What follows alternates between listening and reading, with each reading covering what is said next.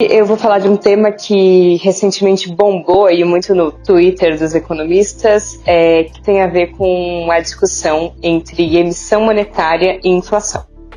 Tudo começou, ou recomeçou, porque essa é uma discussão sempre recorrente entre economistas, mas também não economistas, mas ela voltou recentemente à tona, depois que o professor da UERJ, Elias Jabbour, participou de um podcast e fez a seguinte afirmação. Então o Estado, os bancos públicos criam moeda e a partir dessa criação de moeda faz o empreendimento. Mas essa criação de moeda não gera inflação também? Essa tese já morreu há 50 anos. Não. Isso é um terraplanismo econômico terrível. A emissão de moeda gerar inflação. Não é tão simples assim. Não é que não existe mais isso. Não existe essa relação? Não existe mais. Já existe hoje, não existe mais. Isso é teoria quantitativa da moeda. Mas é porque, eu não sei, veio aqui o... Quem que veio a gente falar sobre economia, que você coloca mais moeda lá, o poder que essa moeda compra é menor, na teoria, não é? Não, Você entendeu? Não, o que acontece é o seguinte, quando você cria moeda, você cria uma contrapartida à criação da moeda, que é bens e serviços. Sim. É isso que acontece, a criação de moeda. Não necessariamente, né? Não, o cara pode só imprimir moeda e não fazer nada. Não, pera um pouquinho. Num país socialista como a China... Não, tô falando isso geral. Não, num país como a China, vou dar o exemplo da China e do Ocidente. Na China, 96% do crédito... Urish. Foi Urish. Porra, também... Puta que pariu, né, meu amigo? Acho que ele não concorda com a... Na China, 96% do crédito bancário vai para o setor produtivo da economia. Obra, infraestrutura. Sim. Nos Estados Unidos não chega a 40%. Depois não perde o fio do que você está falando, tá, gente? Não, nos Estados Unidos não chega a 40%. O resto vai para financiarização, ou seja, ativo financeiro. Banco, ciranda financeira. Então são duas economias completamente distintas. Nesse caso, gera inflação. Nenhum dos dois casos gera inflação. Não? Nem nesse não enfraquece? Porque aqui você está criando capacidade produtiva na frente, você está criando capacidade de oferta na frente. Então, se aumenta a demanda, você já tem uma capacidade de oferta criada na frente. Não, aqui tudo bem, mas... E lá não gera inflação por quê? Não gera inflação porque vai para financiarização, né? Então, a questão que eu queria trabalhar aqui é: emissão monetária causa ou não causa inflação? E a resposta é sim e não. Quer dizer, ela pode causar e pode não causar inflação. Mas o Elias está certo aqui quando ele se refere à crítica a uma relação de causalidade necessária, que é muito comum nos economistas de manual de economia, que eles veem no aumento da base monetária uma relação necessária de inflação. Não. E às vezes, inclusive na maioria das vezes no Brasil, a emissão monetária não é a causa prioritária da nossa inflação. Mas você, inclusive, não vê esse mesmo pessoal formado nos manuais de economia falando, por exemplo, de outros elementos muito relevantes na inflação em geral, como o conflito distributivo, desvalorização cambial, restrição externa e outros elementos componentes da inflação, da mesma forma com que eles apertam nessa tecla a emissão monetária igual à inflação.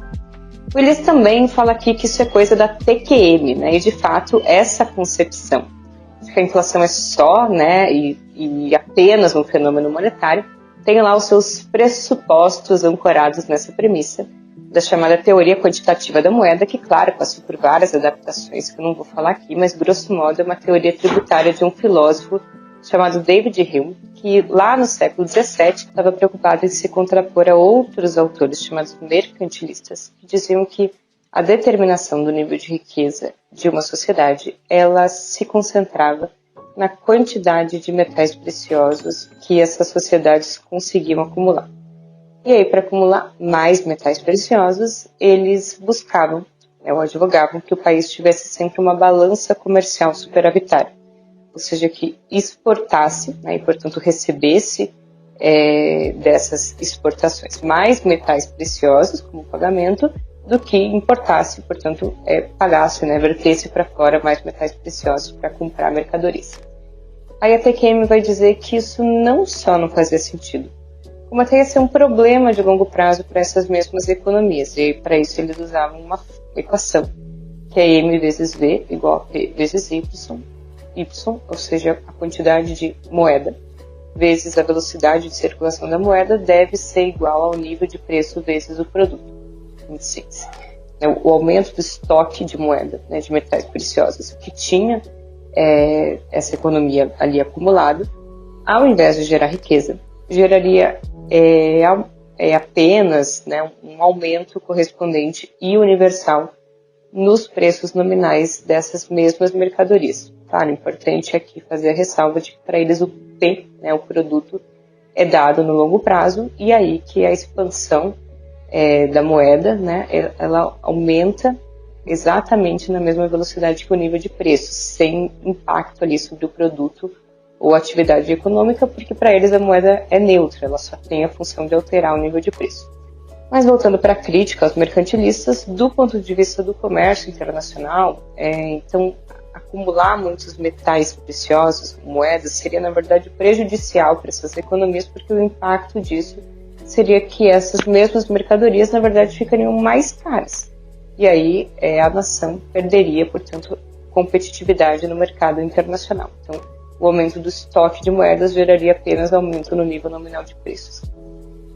Na verdade, essa teoria até poderia fazer sentido ali, mas na época que as moedas tinham um lastro metálico, né? Principalmente na época do padrão ouro, quando se fazia a emissão, né? Ou via papel-moeda, emissão de papel-moeda, ou mudando o valor de passe da moeda, que deixava de ser então compatível com a quantidade efetiva de metal que ela tinha. E aí isso gerava, de fato, inflação. No século XIX, inclusive, a TQM e o padrão ouro foram muito essenciais para a manutenção do imperialismo inglês. Tem elementos políticos aqui, porque os países periféricos têm tendência estrutural a déficit externo, e como eles não podiam mexer do câmbio, eles esterilizavam o meio circulante de forma deflacionária ou recorriam a investimento externo. Mas aqui tem outra hipótese desse raciocínio que é importante chamar a atenção. É a ideia de que as economias sempre estão em pleno emprego, né? O emprego está sempre no máximo. Na versão mais moderna, né, os economistas que aceitam a TQM, eles até vão aceitar que a economia pode sair do pleno emprego, mas isso é sempre de forma temporária. As economias tendem ao pleno emprego, ou pelo menos tendem a um nível de desemprego que não causa inflação. Como essa teoria trabalha com essa tendência ao pleno emprego, então qualquer emissão de moeda é sempre muito arriscada, né?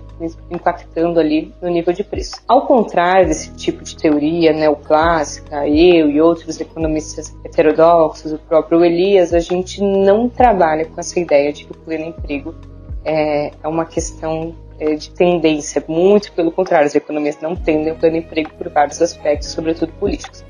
Enfim, mas de qualquer forma não faz mais sentido pensar nesses moldes atualmente, porque as moedas hoje são fiduciárias, né, baseadas na confiança.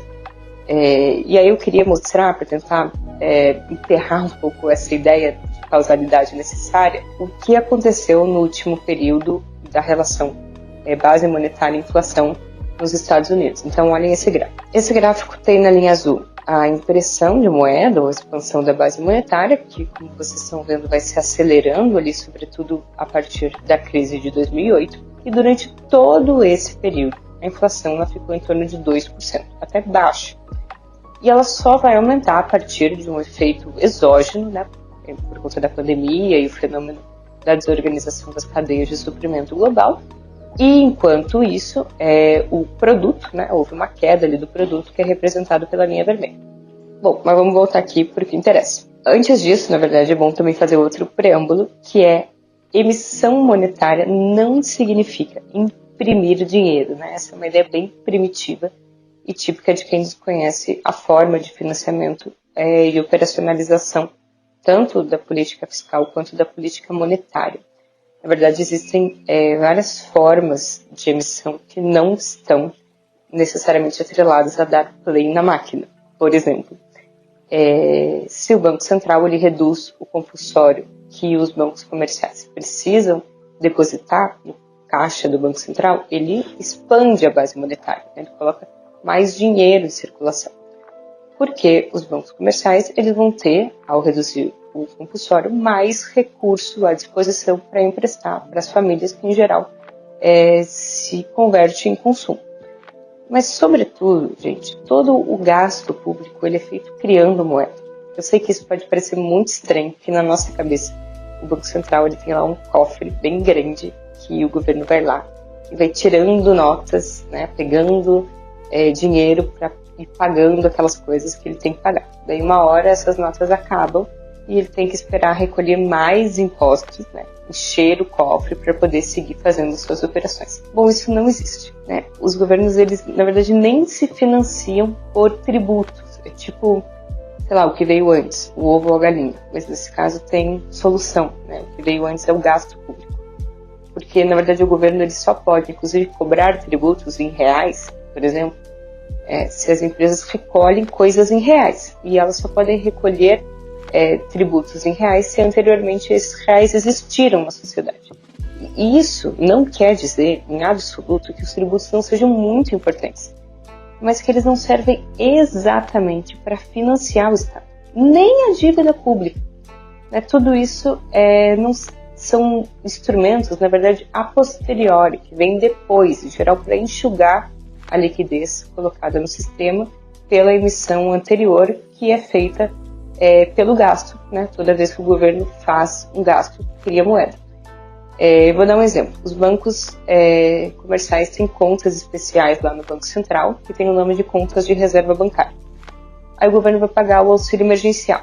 O que ele faz é uma operação em que ele envia, né, uma ordem de pagamento eletronicamente. Ele não vai no cofre, né? Ele envia essa ordem para a conta de reserva bancária do banco que o beneficiário do auxílio emergencial tem conta. Portanto, a emissão é uma coisa que acontece todo o dia e raramente sobre a forma de papel moeda que vai, né, chegar nas mãos, no poder do público. Tem outros argumentos que costumam aparecer que apontam para o déficit público, né, ou seja, quando o governo gasta mais do que arrecada, também seriam geradores, aceleradores da inflação. Porque quando o governo gasta mais, ele exerce uma pressão adicional na demanda por bens e por serviços. E então isso provoca um aumento dos preços, porque é mais demanda para coisas que, em geral, né, estão com uma capacidade de oferta dada ali no curto prazo.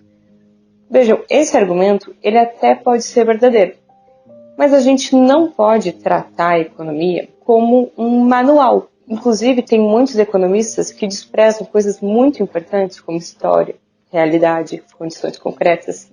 Por exemplo, neste momento em que o déficit é causado por redução da arrecadação e não por aumento dos gastos, isso não faz sentido. A exceção do que foi a pandemia, em geral o déficit era redução da arrecadação.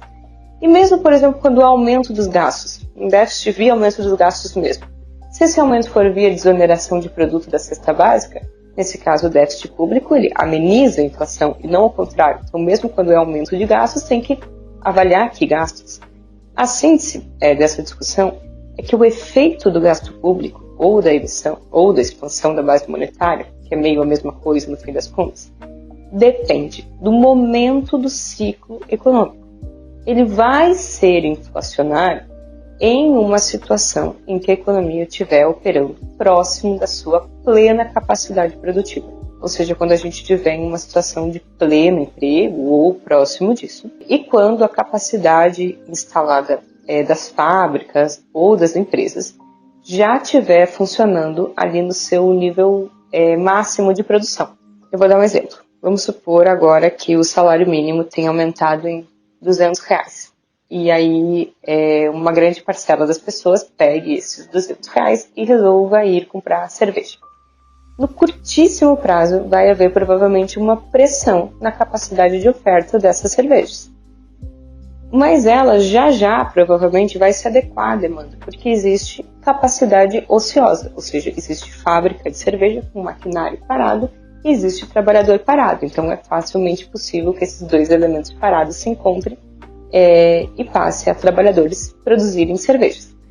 Mas mesmo assim, se não existisse ainda um nível baixo de inflação de demanda, não é necessariamente ruim. É até um estímulo para o aumento da capacidade instalada. A solução aqui é via investimento, principalmente investimento em bens de capital. Então, nesse caso, até a inflação aqui acelerou um processo de investimento que é importante. Então, a emissão pode não gerar aumento do nível de preços, mas gera outra coisa importante, que é aumento no nível de atividade econômica, aumento do nível de emprego. Mas para os caras que vêm lá da teoria quantitativa da moeda, que entendiam que a moeda era neutra, que só tinha impacto no nível de preços, nem conseguem entender que a moeda também pode, às vezes, nem ter impacto no nível de preços e ter outros impactos de longo prazo, como no emprego e no produto. Portanto, o déficit público não necessariamente é um gerador da inflação, especialmente em momentos de crise econômica. Isso quer dizer que a gente pode, então, vamos aí sair gastando infinitamente? Não, porque aqui envolve outras variáveis, que não só a restrição do gasto, que essa é uma restrição hoje administrativa e não econômica no Brasil, mas outras restrições, especialmente políticas, né? O fato de que eu falei que o dinheiro não é uma mercadoria, mas é uma relação social. Então ele depende da confiança, da aceitação. Além disso, o real, dentro da hierarquia de moedas, é uma moeda periférica. A gente tem soberania monetária, mas não tem soberania política. Então, elementos como estrangulamento externo, fuga de capitais, é uma questão que a gente precisa sempre levar em conta, porque é uma questão permanentemente presente em economias periféricas.